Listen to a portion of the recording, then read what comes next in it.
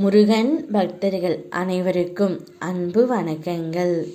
என் அன்பு குழந்தையே, உன்னுடைய வாழ்க்கையில் நீ பல நபரை சந்தித்து பார்த்தும் விட்டாய்.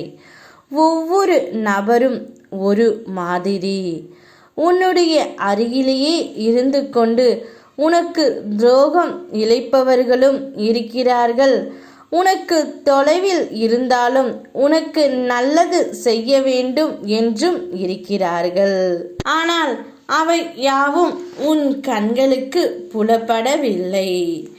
இப்பொழுது உன்னுடைய துணை உன்னை நினைத்து கொண்டு மனம் உடைந்து அழுது கொண்டே இருக்கின்றார்.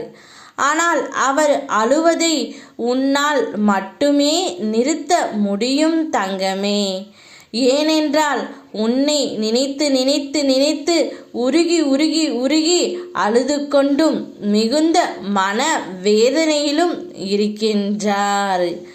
அந்த அளவிற்கு உன்மேல் பைத்தியமாகி இருக்கின்றார் தங்கமே. என்னுடைய உயிரான துணை, அதை உன்னால் மட்டுமே நிறுத்த முடியும்.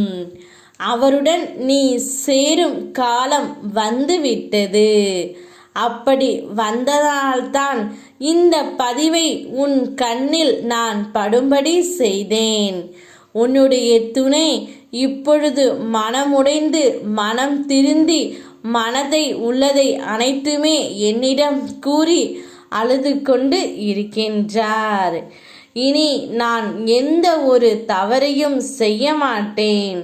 செய்த தவறுக்கு எனக்கு தண்டனையை நீங்கள் கொடுத்து விட்டீர்கள். இனி என்னுடைய துணைக்கு எந்த ஒரு துரோகத்தையும் இனி கனவிலும் கூட நினைத்து பார்க்க மாட்டேன் அப்பா. எப்படியாவது அவர்கள் மனதை மாற்றி என்னை சேர்த்து வையுங்கள்.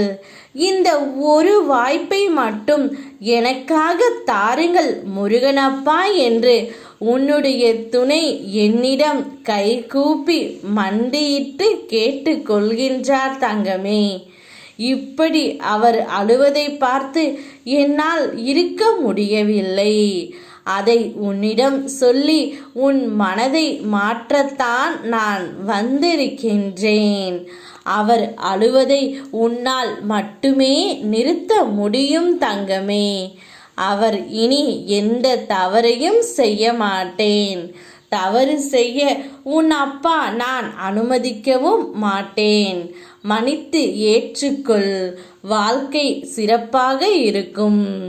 மன்னிப்பது மறப்பதும் தெய்வ குணம், மனித குணம். என் பிள்ளையும் நீ அப்படித்தான் இருப்பாய் என்று எனக்கு தெரியும் தங்கமே. நன்றாக நீ வாழ்வாய். யாம் இருக்க பயமேன். ஓம் முருகா.